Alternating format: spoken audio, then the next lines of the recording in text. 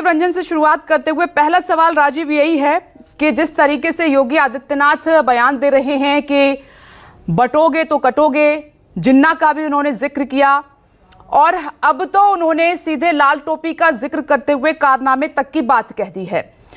तो योगी के इन बयानों का मतलब मायने क्या हैं और दूसरा क्या हार की वजह से बीजेपी की ये बेचैनी है क्या?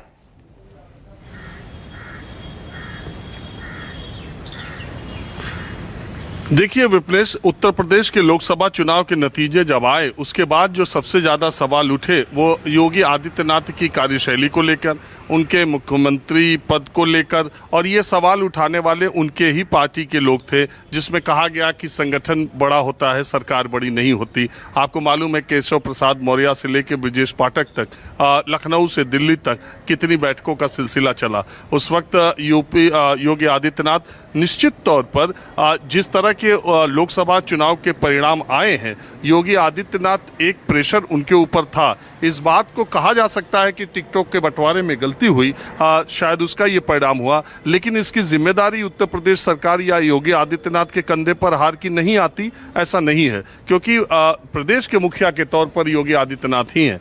और अब जब ये सारा मामला हुआ है तो उसके बाद ये तय हुआ, भारतीय जनता पार्टी या संगठन या सरकार या जो भी समन्वय की तमाम बैठकें हुई, संघ के साथ हुई, वो सबको पता है। उसके बाद उत्तर प्रदेश के जो 10 विधानसभा चुनाव उपचुनाव थे, तब तक चीज़ों को उसी तरह रखने का फैसला भारतीय जनता पार्टी में किया गया।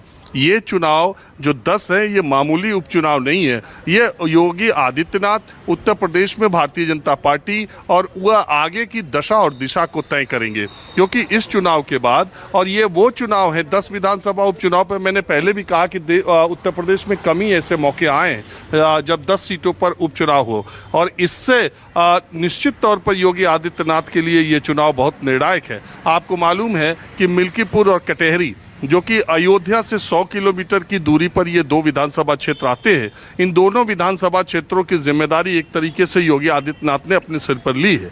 लेकिन दूसरी तरफ अखिलेश यादव ने भी शिवपाल यादव को इस एक विधानसभा का इंचार्ज बना दिया, प्रभारी बना दिया, अवधेश प्रसाद को खुद ही बना दिया। जो अवधेश प्रसाद इस वक्त इंडिया गठबंधन के पोस्टर बॉय बने हुए हैं अयोध्या फैजाबाद लोकसभा सीट से जीतने के बाद, उस अवधेश प्रसाद के बेटे को ही पहला टिकट अनाउंसमेंट अखिलेश यादव ने किया। अब जरा 10 विधानसभा उपचुनाव में दोनों तरफ किस तरह की खींचतान है, देखिए विद इन इंडिया गठबंधन या सपा कांग्रेस गठबंधन भी आपस में तनाव कम नहीं है। कांग्रेस पार्टी उपचुनाव में तीन सीटें, कम से कम 3 सीटें चाहती है, और अखिलेश यादव लगातार कांग्रेस पार्टी से उनके उम्मीदवारों के नाम पूछ रहे हैं कि आपको सीटें चाहिए लेकिन आपके पास उम्मीदवार कहाँ हैं। और अगर उत्तर प्रदेश के उपचुनाव में हम देते हैं तो आपको महाराष्ट्र और हरियाणा के चुनाव में भी समाजवादी पार्टी के बारे में सोचना चाहिए। तो ये एक तो इंडिया गठबंधन में, और विद इन समाजवादी पार्टी भी अखिलेश यादव पर दबाव कम नहीं है। क्योंकि अवधेश प्रसाद के बेटे का टिकट आपने सबसे पहले अनाउंस कर दिया, तो जो कटेहरी सीट है जहां से लालजी वर्मा जहां से चुनाव लड़े हैं, वो खुद अपनी बेटी के लिए टिकट चाहते हैं। तो ऐसी स्थिति में जब अवधेश प्रसाद के बेटे को मिल सकता है तो 50 किलोमीटर दूर लालजी वर्मा की बेटी को क्यों नहीं मिल सकता। ठीक इसी तरह कुंदर की सीट जो है वो जिस याउर रहमान बर्ग की वजह से खाली हुई है, शफीकुर रहमान बर्ग के वो पोते हैं और उनको लोकसभा का टिकट दिया गया है। बर्ग फैमिली फिर से उस सीट पर दावा कर रही है। दूसरी तरफ उस इलाके के संभल और रामपुर मुरादाबाद मंडल के जो मुस्लिम नेता है वो चाहते हैं कि एसटी हसन के साथ जो अन्याय हुआ लोकसभा चुनाव में, उनका मुरादाबाद से टिकट काटा गया। अब कोई मौका ऐसा नहीं मिलेगा जब उन्हें संसद या विधानसभा में भेजा जाए। तो कुंदर की सीट एक सेफ सीट है, तो एसटी हसन को वहाँ से उम्मीदवार बनाया जाना चाहिए। दूसरी तरफ बर्ग फैमिली उस सीट पर अपना पारिवारिक हक मानती है। तो अखिलेश यादव करहल में कहाँ से चुनाव, अखिलेश यादव ये कह चुके हैं कि विधानसभा चुनाव में आप देखिएगा, वैसे तो उन्होंने 2027 के विधानसभा चुनाव के बारे में कहा था, लेकिन उन्होंने ये कहा था कि विधानसभा चुनाव में परिवार के सदस्यों को टिकट नहीं देंगे, लेकिन तेज प्रताप यादव जिनका टिकट वो ऑलरेडी कन्नौज की लोकसभा सीट से अनाउंस कर चुके थे, घर में वही एक ऐसे है जो कि सांसद रह चुके हैं, लेकिन इस बार उनको टिकट नहीं दिया गया, 5 लोगों को दिया गया।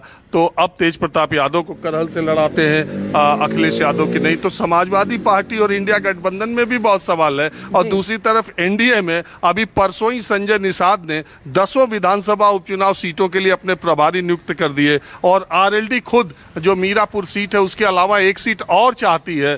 बीजेपी चाहती है कि आरएलडी उत्तर प्रदेश के लोक विधानसभा उपचुनाव न लड़े, उसे हरियाणा में कंपनसेट कर दिया जाएगा। तो और इस तरह से एनडीए में भी खींचतान है, एक तो सीटों को लेकर और दूसरे हार जीत का जो मामला है। देखिए, इसमें कहने में मुझे कोई संकोच नहीं कि इन 10 सीटों पर 5 से 6 सीटों पर समाजवादी पार्टी बहुत ही मजबूत स्थिति में है और भारतीय जनता पार्टी गाजियाबाद को छोड़कर बाकी सीटों पर जो लोकसभा चुनाव के नतीजे आते हैं उससे दिखाई देता है कि बहुत ही मजबूत टक्कर होगी। और योगी आदित्यनाथ को ये पता है कि अगर जाति और धर्म का खेल खेला गया, फिर से आरक्षण और संविधान की बात कही गई तो ये लड़ाई मुश्किल होगी। इसलिए अपने कट्टर हिंदुत्व का कार्ड वो लगातार खेलना शुरू कर चुके हैं। बिल्कुल राजीव, आपने सही कहा। और साख का सवाल तो मिल्कीपुर सीट बनी हुई है जिस पर खास तौर पर योगी आदित्यनाथ पर्सनली फोकस कर रहे हैं। आइए